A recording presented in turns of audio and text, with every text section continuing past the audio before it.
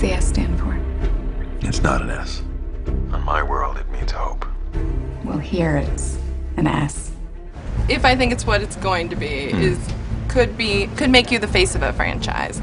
Are you ready for that kind of fame? I don't know if you can be ready for it, to be honest. I mean, there's no knowing what it's going to feel like and how it's going to affect my life. I mean, yes, you know, like, going to Starbucks is now a thing of the past.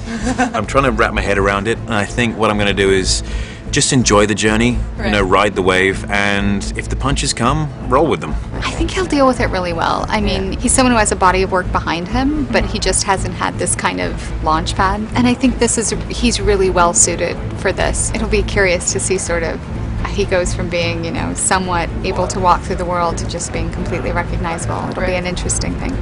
I think he'll have his days and have his moments, you know, because it can be quite overwhelming, or more than overwhelming. It can be just downright annoying. But I think he'll be fine.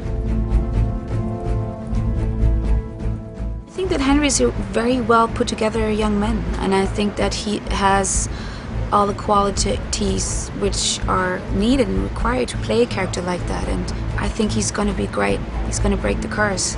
I think that he's perfectly qualified to carry the mantle of Superman, you know, to another generation. So I read an article yesterday from January 2011 that announced when you were cast for this role. Right. So what would you, at this point, tell that guy about what was going to happen in the next couple of years? Keep on following your instincts. Okay. Because so far it seems to have worked out. I heard that this wasn't your first audition for a Superman role, though. No, I auditioned years and years ago, I think eight years ago or so, for a McG movie, which never ended up getting made. But yeah, that was a long process then, and I got to try again now.